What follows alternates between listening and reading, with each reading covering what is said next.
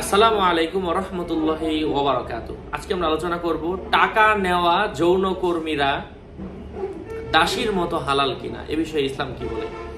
আলোচনা বুঝতে আমাদের সাথেই থাকবেন, আমাদের চ্যানেলটি সাবস্ক্রাইব করতে ভুলবেন না। তো টাকা নিয়ে অবৈধ কাজ করা, মেলামেশা করা, শারীরিক সম্পর্ক করা, এটা ইসলাম কোনোভাবেই সমর্থন করে না। এগুলো আল্লাহ তাআলা হারাম করেছেন, সম্পূর্ণভাবে শরীয়তের মধ্যে নিষেধ করা হয়েছে। যাই হোক, এখন প্রশ্ন, টাকা নেওয়া যৌনকর্মীরা হালাল কিনা? না, কোনোভাবেই হালাল না। এই পন্থাটাই নাজায়েজ। এখানে কিছু কাজবাজ আছে, একটা দিয়ে আরেকটা নেওয়া, দেহ দিয়ে টাকা নেওয়া, এটা দিক ভিন্ন, সুদের মতো না। তবে এটা ইসলাম হারাম করেছে, কোনোভাবে এটা ইসলাম সমর্থন করে না, এবং এটা নিকৃষ্টতম একটি কাজ, এবং এটাকে ইসলাম জিনা বলে আখ্যায়িত করেছে।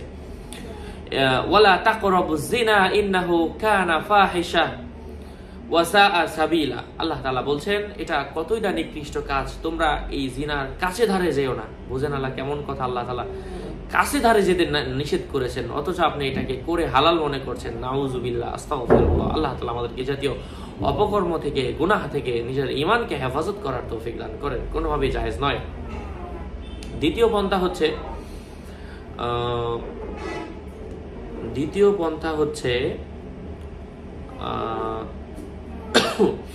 দাসীর কথা আপনি বলেছেন, প্রশ্নের মধ্যে দাসীর কথা এসে দাসীর মতো হালাল কিনা। না, দাসীটাও বর্তমানে হালাল না। এটা তো সেই 1400 বছর আগের কথা।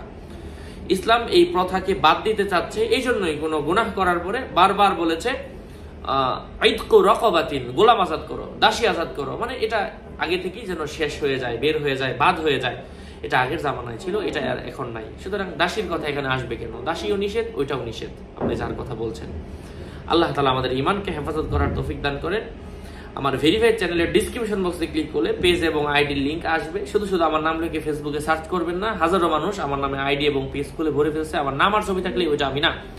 প্রত্যেক ভিডিওতে আমি সাবধান করি। আসসালামু আলাইকুম ওয়া রাহমাতুল্লাহি ওয়া বারাকাতুহু।